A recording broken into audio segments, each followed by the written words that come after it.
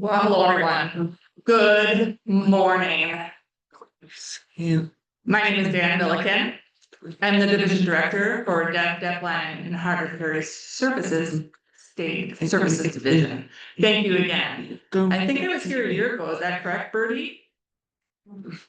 Something like that. I came here last year and I gave a little bit of an explanation about what we do, who we are. I might repeat a little bit of that today, but Robin Birdie has asked me to come back and do a discussion about how hard of hearing people how can get the resources that you need for communication and access in public spaces, meaning captioning, open or closed captioning for any kind of public events, who you would connect with. Would you have to advocate for yourself or connecting with our division staff? So, Let me show you our website. It's more interactive. I had thought about a PowerPoint, but I thought it best for you to get used to using our website. Because we do have a lot of good information there that you might be interested in, and maybe have some additional questions that you can navigate to. And you also can share the website with individuals that you might know of, family, colleagues, friends, name it. If it's okay with you, I will go to our website soon. However, before I dive in, I wanted to say a little bit to you quickly. Can you let me know who you are? I'm sorry I arrived a little bit late, but I wanted to know if you have anything you'd like to learn from me, and what kind of goals you may have. Maybe a couple sentences from everybody, if you will. If you're willing to volunteer, anybody, please. And for communication access, I will say the person's name, and then I'll repeat their question or comment, if that's good for anybody else on the screen as well. Anyone? Please, anyone here? Go ahead. Person in the red shirt. My name is Jim. I am from Wisconsin.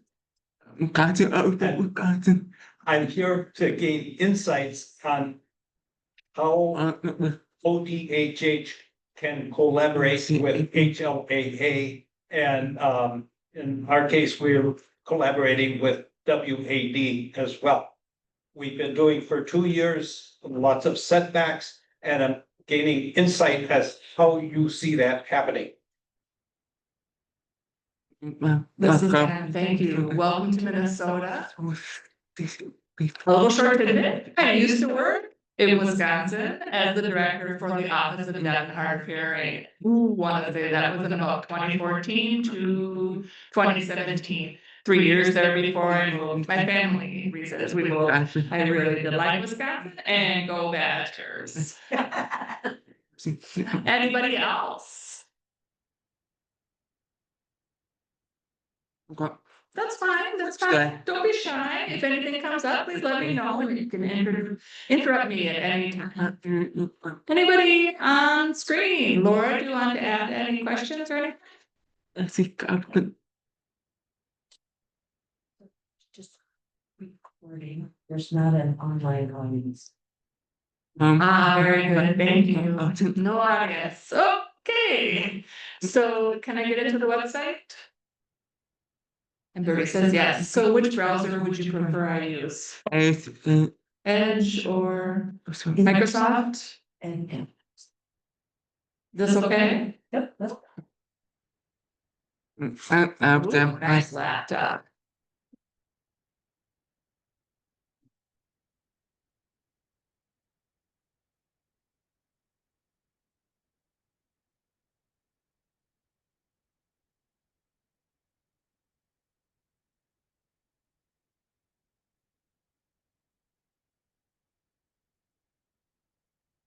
This is Dan.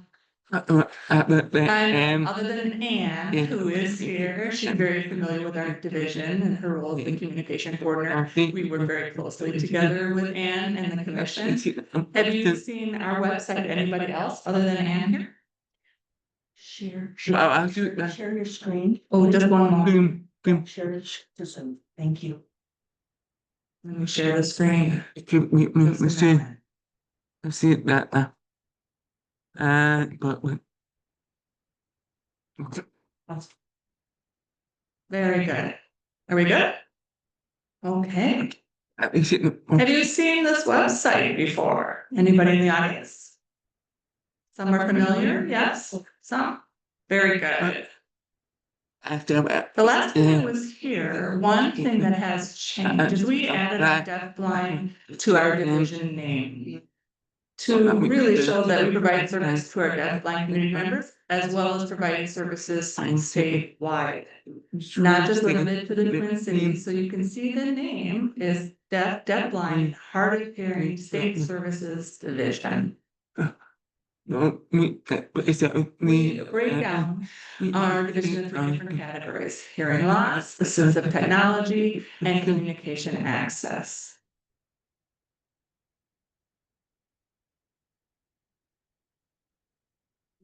Typically, a quick dashboard to lead us to resources.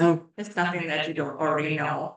But what our staff typically does is we update the information fairly regularly for new technology, new resources on this website, as you can see here. Making sure that you check our website on occasion, and we do send out through GovDelivery, kind of a listserv, I should say, that's a fancy name. Really, it's a mass email. Right, Anne? Correct?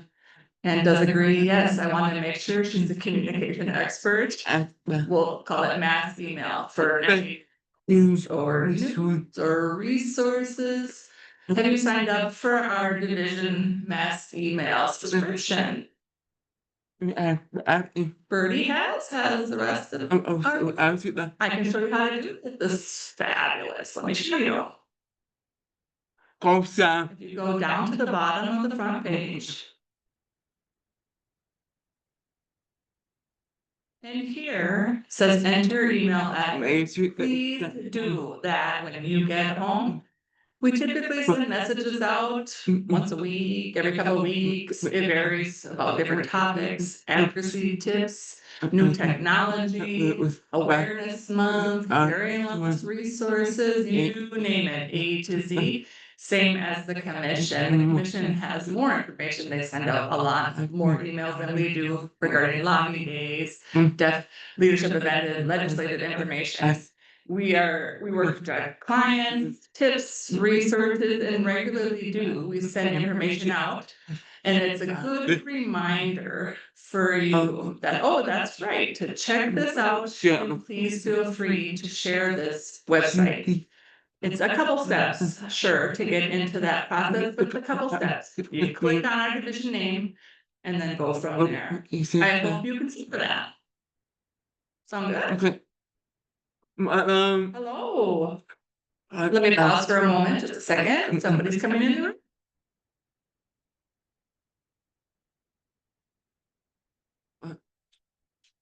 room. Just a moment.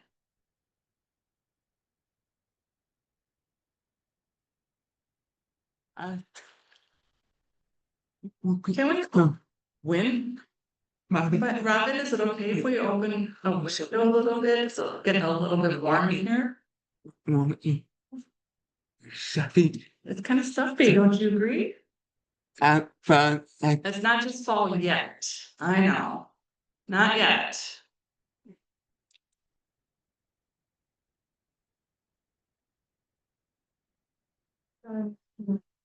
When we can't, is there Frank is missing?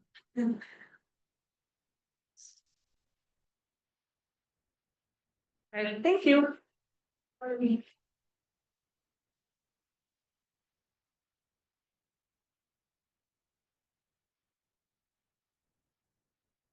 This is Anne.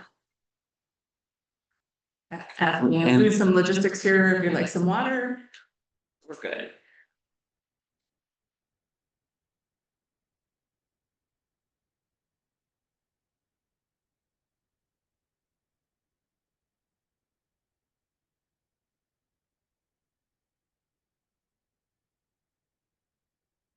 Well, hello. You, My Dan, name is Dan Milliken. I'm the director for Deaf, Blind and Hard of Deaf, Blind and Hard of Hearing State Services Division. I think we met last year. Were you here last year as well? Did you attend? Do you remember me? Maybe? Okay, very good. Okay, well, overall, you are the most familiar with assistive technology, I'm sure, as a group, because really you are the subject matter experts. I wanted to show you that we typically update this fairly regularly because technology is quite fast moving. I want to know how many of you use apps for captioning in public spaces? Anybody? I know Bertie does. Yes. Anybody else? Individuals use apps for captioning in public spaces? Assistive listening devices? Anybody? No? You do? iPhone, iPhone. live cast, And hearing aids? To your hearing aids? and CI. Very good. Wonderful. Now, technology is moving very quickly now. Our staff, what we call our deaf and hard of hearing specialists in our regions of the state, they've been working to try to keep up with the last couple of years of technology trends. There's so many changes. It's very hard to keep up when it comes to publications and communications of information. Because what we've seen is a big leap. When we find that information, we add it to our websites. What iPhone can do, Androids can do, hearing listening devices, to any other technology. This is for a person's benefit. Anytime you use something in your home or a public space or go to a community event, anytime, there are a variety of apps to use, and technology is really increasing. Now, the question of accuracy versus sound and voice recognition, whether or not it actually will repeat that and caption that well, it depends on the app. Let me show you where to find that information.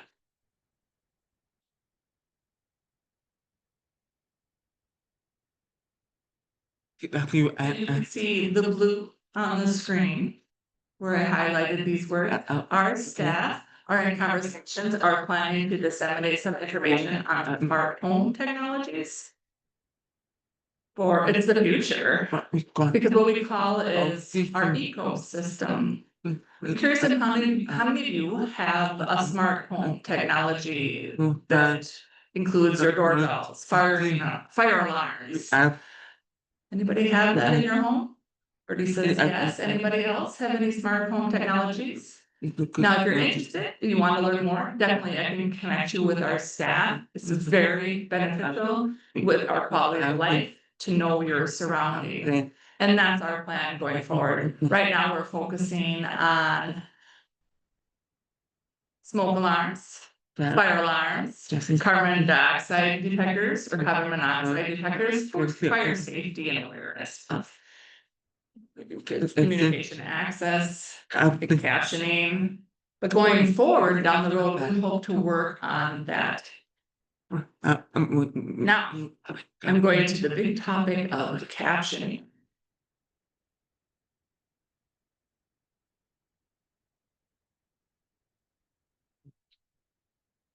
I'm sure you already know this information yourself. Basically, it's a boilerplate of information of what captioning is about. It's a good resource for you to share with your colleagues. Many people know about captioning on televisions, but how to request captioning at the theater or advocacy for captioning, that has been a challenge. The commission has done a great job of advocating for that part, so people are aware of open and closed captions. The commission is a great partner.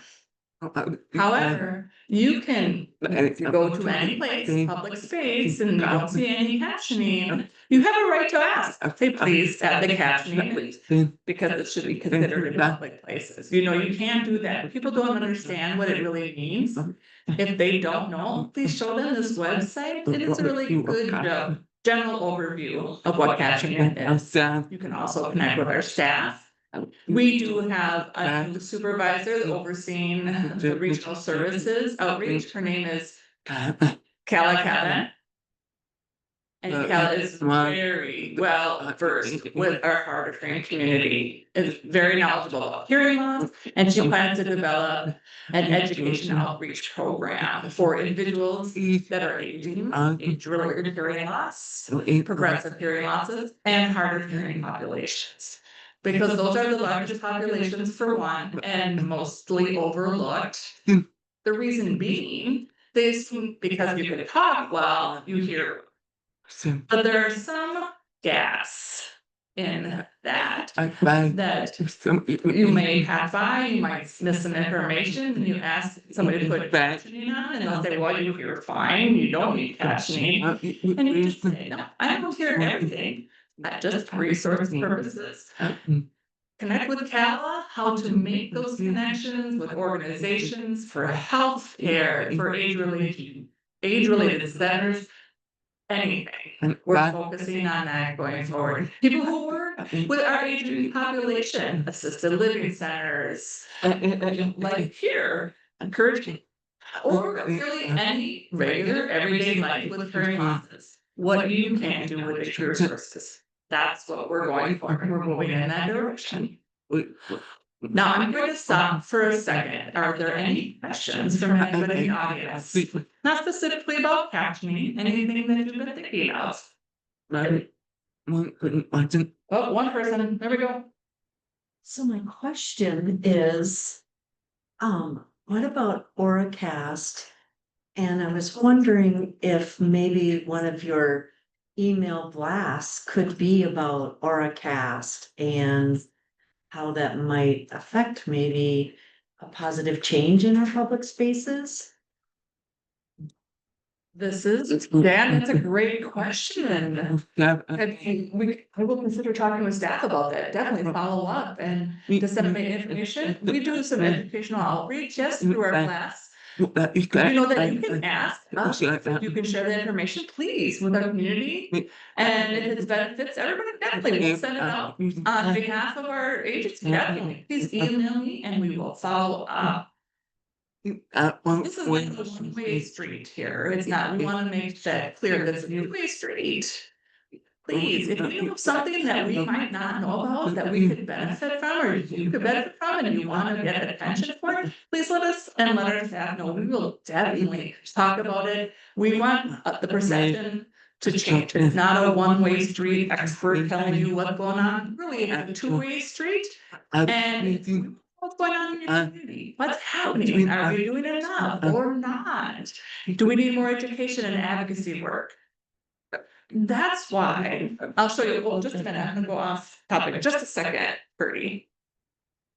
Oh, sorry. Here we go. Sorry. A little sideline. I'm very excited about something. Just hold on for a second, please.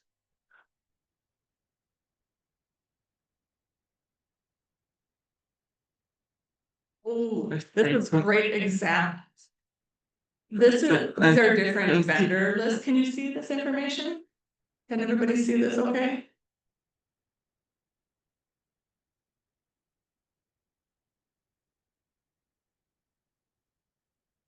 This is a vendor list. As you see here, the last update was 4 years ago. You see at the top 321.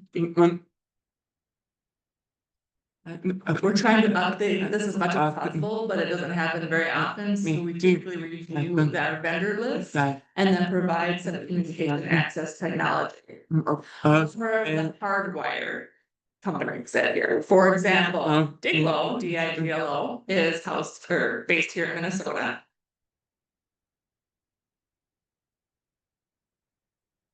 Their primary, it's a shop for technology.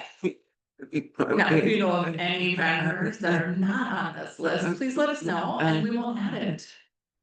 We're a neutral party. We just want to show what's out there and what people are looking for. We don't buy it for you, FYI. It's more for your own personal use.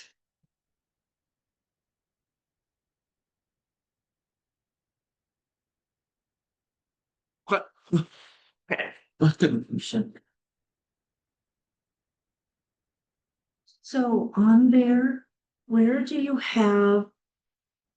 We just recently had an electric outage and this brought to mind, do they still have, yeah. So without Really? connection to your high-tech stuff, do they still carry the deaf and hard of hearing alert readout radio system? Do you know anybody that still does that? You're talking about an amber for weather, tornado weather warning kind of thing? Not, is that what you're speaking of? Right, right. Because the cell phones didn't even work at one point because all of the electrical damage to the electricity and the cell towers. Now so the cell tower came back up, yes, but it took a long time for the actual electricity. I will make a footnote. Okay, and I'll send you an email. Thank you. See, I learned something new. Thank you. And it's low, it's really low tech. It's like. Well, it's more information. It's support technology. Thank you. Please send me that information. Now, how do I close this? Just also, let me show you some of the caption apps. We have them in two categories. Different apps. We have an Apple versus Android per se. Some people use different types of operating systems for different reasons. We're trying to update these two as well.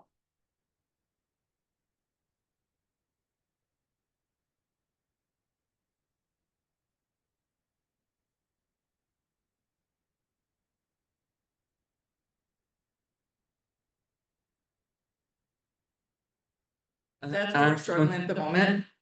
Because those companies that produce those phones keep updating their apps and technology and turning over, and then with artificial intelligence, AI, it's changing so fast about how you use the apps, how you download the apps. So we try to be as broad as possible. The information is there to where download the information, but it requires a little bit of self-navigation to find what you're looking for. This is a good starting point.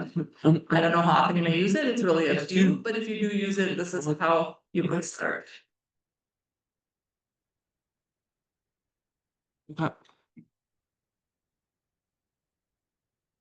Okay.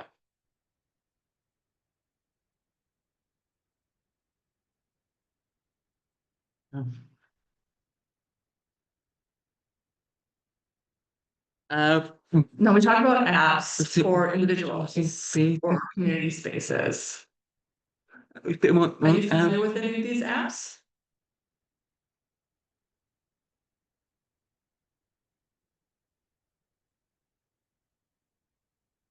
Yes. That's the one. These will make the screen a little bit bigger to see. There we go.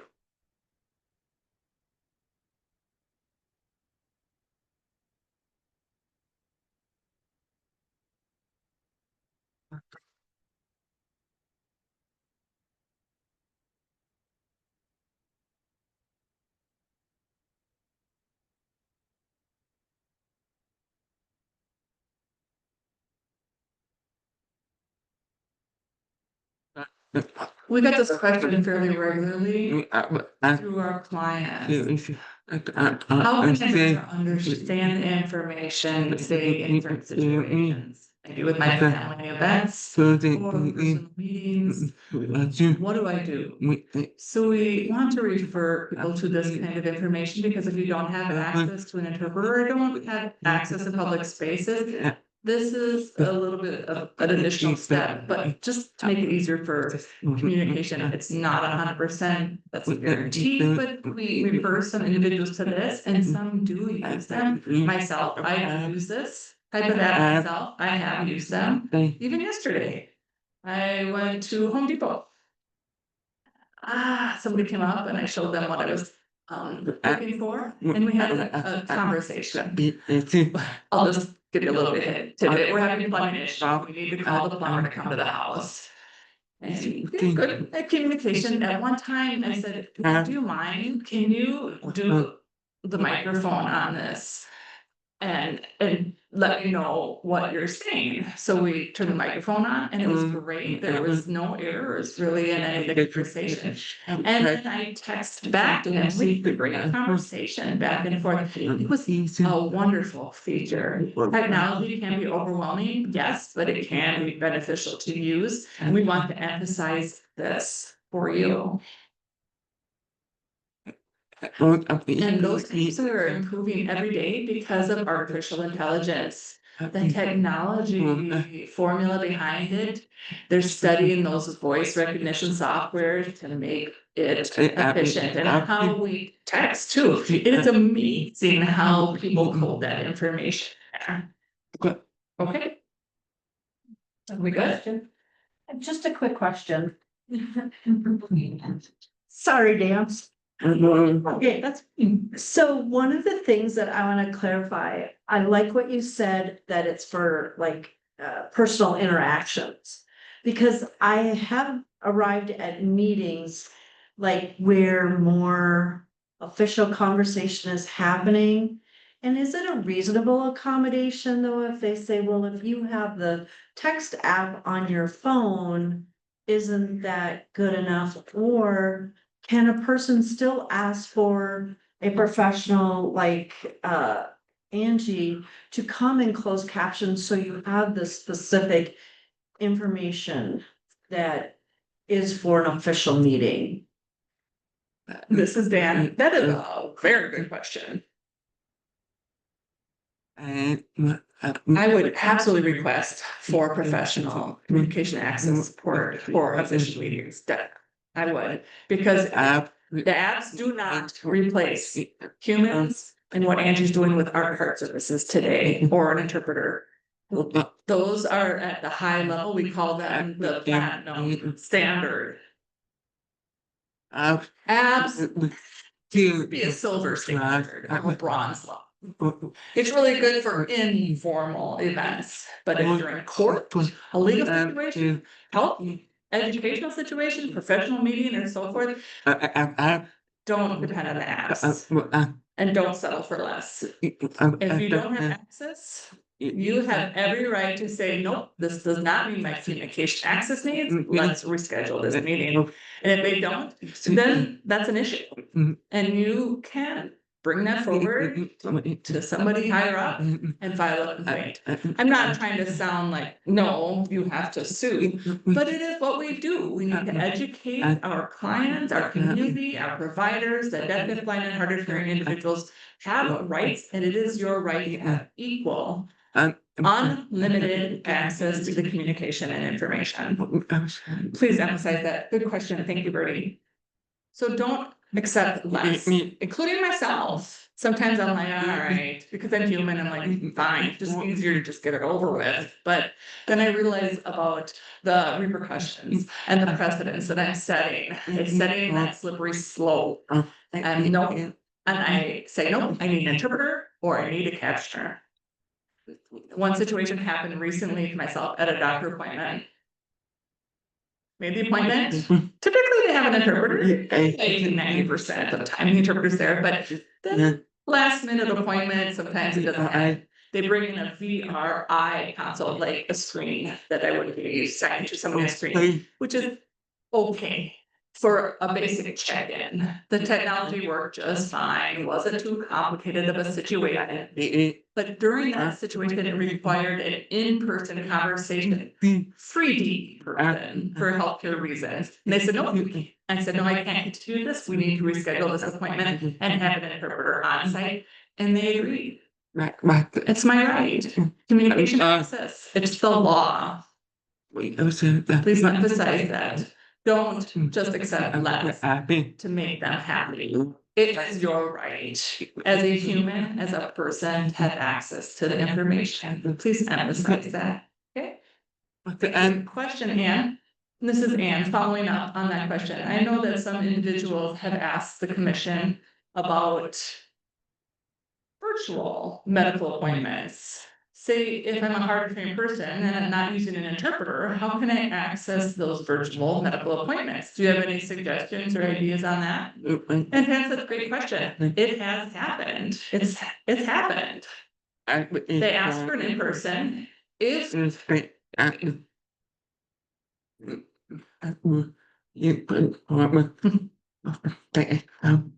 Thank you. Ask for an in-person appointment for the closest date and time as possible. That's one. And then two, ask for cart services. Now, they do have contracts with our cart providers and can ask that. But the issue is not many providers are out there. They are also we have two cart providers here in Minnesota. We have Paradigm here in Minnesota over text. Is that correct? Or text? Sorry. I'm sorry. I get the two mixed up. My apologies. And one at the national level call-in cart provider. Now that's another option too, as a voice carryover person is using their voice, but they need the captioning to read what is being said. That is another option. There are apps that can be used, download an app on both individual equipment. It's not always precise. If you try different menus or options that I suggest to reschedule for me as soon as possible. Most of the time they're willing to. Sometimes you have to go through all of the solutions before then into that. But it has happened already. Some of the staff had said, what do we do with this? Where to refer people to? It's been more challenging for individuals in greater Minnesota because of the rural distance. And the Twin Cities is a little bit of a different situation. We have more access, but not to discount the challenge though. Again, great. We're trying to explore how to improve that. Yeah, great question. Thank you. Any follow-up questions to that? Okay. We'll continue to update this website for on occasion for any big changes or any big apps or things that we may see. We'll update as we go.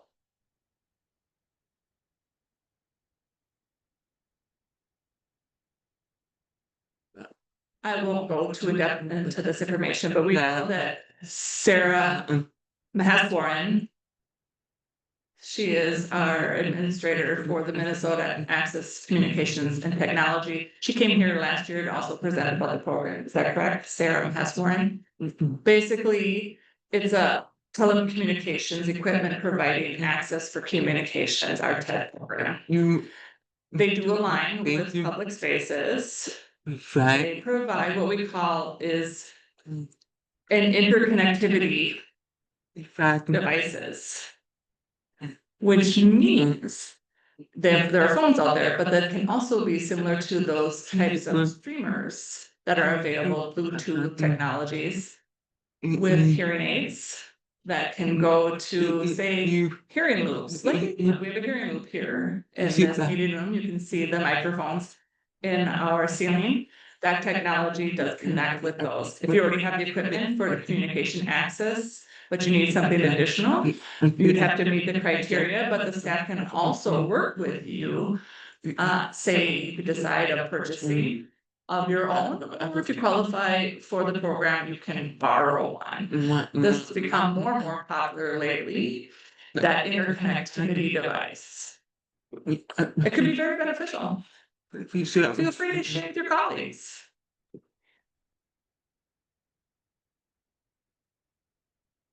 Let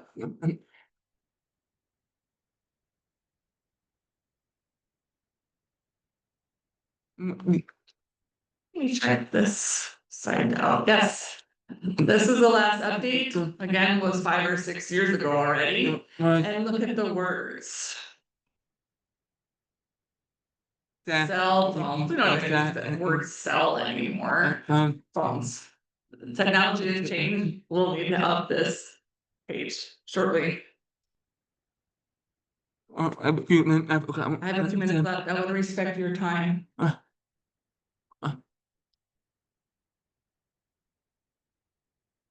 Another one, let me show you this. More specific notifications and alert systems. Does everybody have a phone with them? Pretty much you do. Do you get flashing lights on your phone when you get text messages?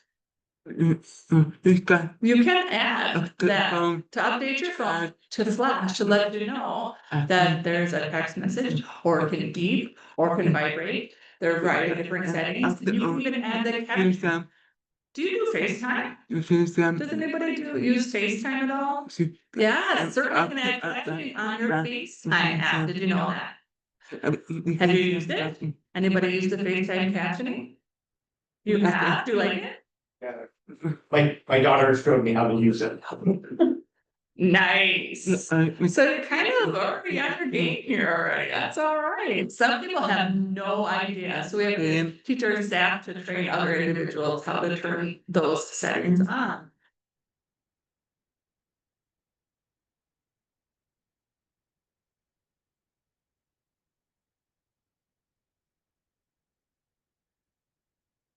These are great resources. Some are updated, some need some more updates, but feel free to look at this. If anything's missing or overlooked, please let us know. Again, this is just basic information. This is our launch pad, basically, because it's impossible just to have everything. We just get what we get and we send it out to you. Yes. There's something blocking. Can you do it? Sorry. Thank you. Sorry about that. Any questions about this?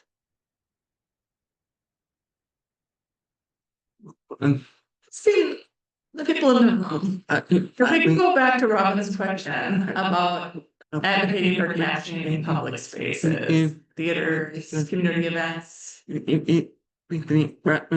The individuals in the room, do you live in the Twin Cities metro area, most of you? Yes, well, I know you're from Wisconsin, so probably not, but do you get email alerts and messages about what's going on, open captioning, and interpreting services? Any interpreting needs, I think you get for Minnesota too? You do, wonderful, right? Anybody else get that information? That is a great starting point. If there's any events or organizations that you want to go to, ask them or ask our staff. We're happy to connect with you and teach them and train them. We are required by law to provide or have some at least best practices set up and show them the list of other organizations that are already doing that. Minnesota is pretty good for our art and theater. They get interpreters, they get captioners, and it's amazing. Minnesota is fabulous. We have a list of ongoing events. I think they're set up about 2 months out, I believe. So it would be October, November, September, October, November. We do on occasion with sometimes we do overlap. That's one thing we're trying to figure out how we can work more collaboratively. But really, let us know and we'll connect our staff with you. You know of items and things that are happening out there. Any questions about that?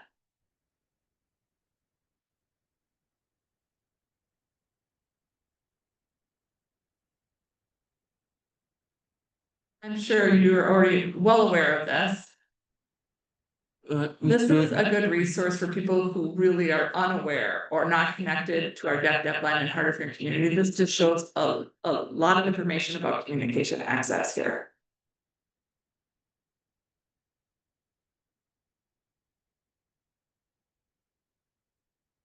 That's you, Angie.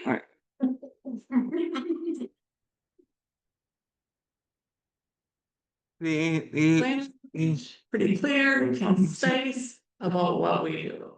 Now see there, where captions are used.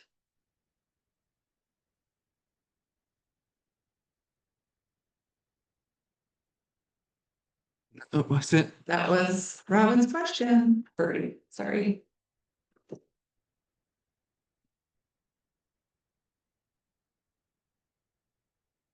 Oftentimes, we get requests from employers or planners, organizations about what do I do? Where do I start? And it's very overwhelming for them. We have a list of information that they can follow and start there. Some people are quick to pick it up. Some people really struggle. When that happens, please contact us and we can help. We do provide support for that and very highly successful.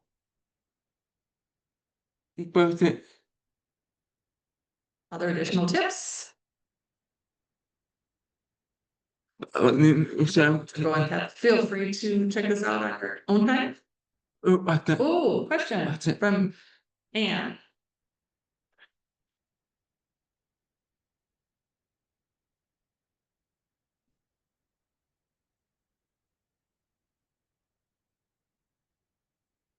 Now, hatching access is an art and a science.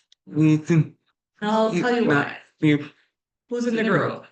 Individuals, humans, people, and how they process information for one, and what language they use for two. And the jargon being used is it complicated information, is it medical information, education, legal, or does it go to music? Music is very complicated as well and very challenging because of the lyrics, the words that are being, maybe it's another language. Is English maybe to Spanish or back and forth? How do you do that? Again, it's an art and science. I don't think many people really fully understand that. I want to emphasize this, the captioning needs for the future. Joined this division in spring of 2018. One of the first main things that our division did at that time, it started even before I joined, but I was on board, let's keep doing it, was to do a study of captioning needs. Two things, well, three things came out of it. Awareness, resources, and professionals that provide those services. What kind of trainings they need, where would they go for schooling, what type of programs are out there. It was determined that three of these areas are very a high level need. One, who needs it? Well, pretty much everyone. Even though people maybe never needed something like that, they might go someplace, they have captioning for information because it's so loud in the venue and they can't hear it. The captioning is there, which is nice to have to get information. Or in your a meeting and you miss something, you can look over to the captioning and catch up. It's unanimous agreement that people like captioning. Some just won't admit it that they like it, though. It's becoming more of the norm. I just went to the Minnesota Twins baseball game a couple weeks ago, and it was the captioning in the field.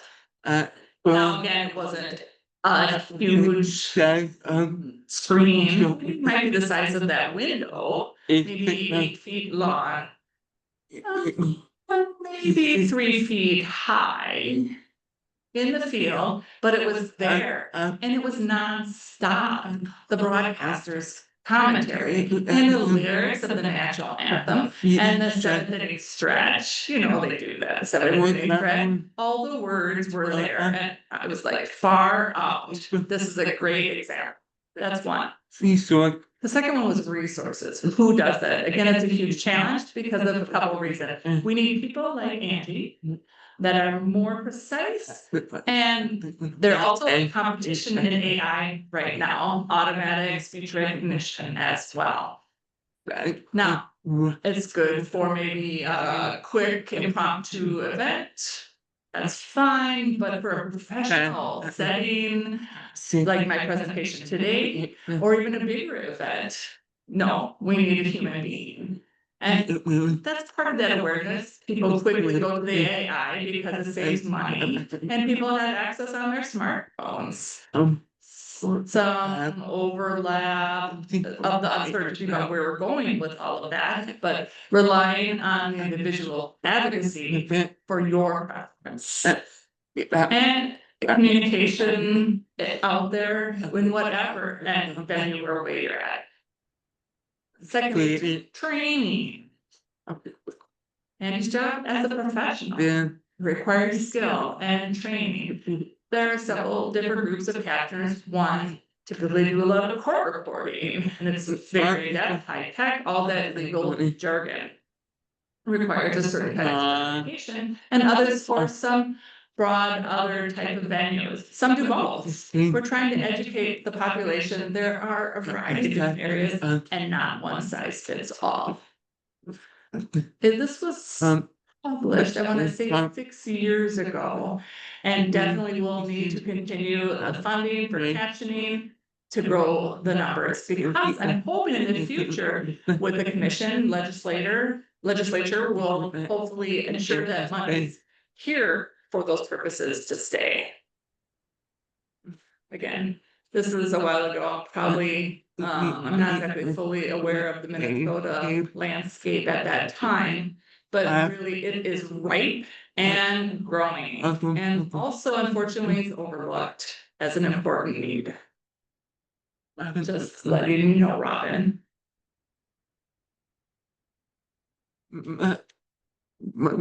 Oh, I think I'm almost done, just a moment. Feel free to look this over anytime. Some of the information that you see here. Ooh, one situation just happened. A client, I'm not going to name any names, but the client in the St. Cloud area, southwestern Minnesota, but I don't know, maybe in their 70s, 80s, didn't realize they had a hearing loss. No idea, didn't even realize it.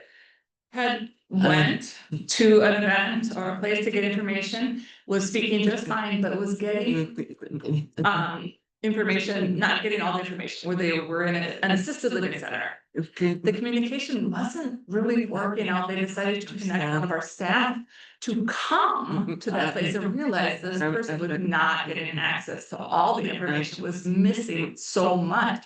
They were really talking about speakers, what they call them, overhead announcements in the hallways, fence, or any other communication, or any notification about what's going on. People assume they could hear just fine because they could talk just fine, but it couldn't. Very hard of hearing individual. So the staff went, talked to the group, got setting up notifications on iPad, got a hearing test, and definitely has got themselves some equipment, hearing aids to help with the communication, but really overall, people don't even know. My former colleague, we had worked 7 years together before they retired, noticed that she was having difficulty, decided to get a hearing test. And sure enough, lost her hearing. Then went, got herself some hearing aids. She knew what was going on. And the reason she knew that is because she was in this field. She took advantage of the information capital and knew what was going on and said, oh, this affects me too. It happens across all populations. We live longer now, healthier lives, age-related hearing loss has become more of a natural progression. It doesn't have to be a stigma. It doesn't have to be a negative thing. There are going to be some challenge, definitely some isolation about what to do and having to admit that you have a hearing loss. But if you get the right advocacy and supports and access to technology, it will improve your life. Really emphasizing that, try to reduce that stigma of having hearing loss. Would you like to wrap up? I know, I'm sorry, I got a lot to say.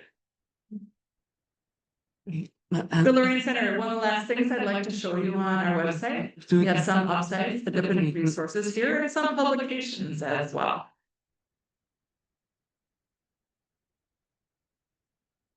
Kind of in an alphabetical order, different topics.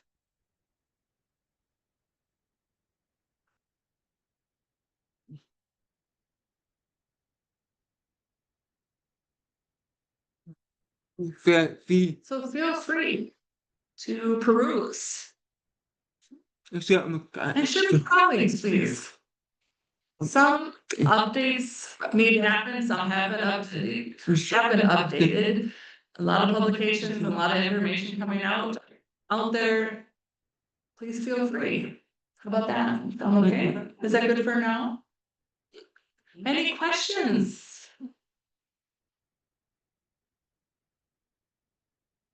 Anne, this is Anne. More of a comment myself.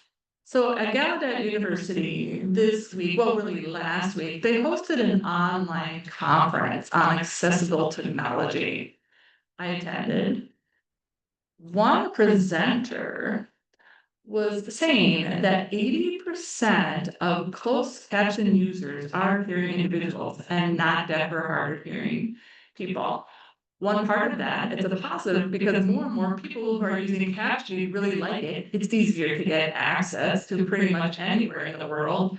But a negative to that too, I didn't realize that they said that the danger is that the standard of captioning out there, because the users could transition to a hearing standard instead of a deaf and hard of hearing standard. Want to keep it as a deaf and hard of hearing standard out there. That's something they're thinking about going forward, because hearing users can also rely on the residual hearing or rely on incremental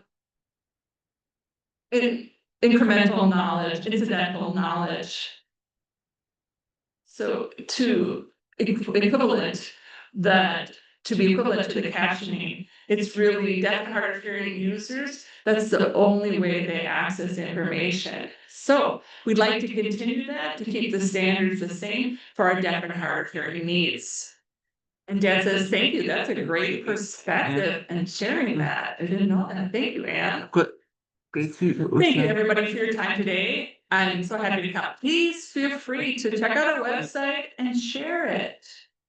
Thank you. This is more of a interactive rather than a PowerPoint meet. It's an opportunity to look it over.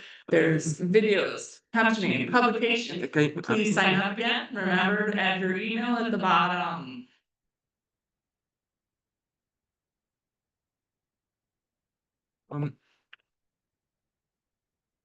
There you go. Please subscribe on the homepage. Will you scroll? Or contact us. Also show where they can get. Is there a link for contacting you? Oh, thank you. Yes. Okay, perfect.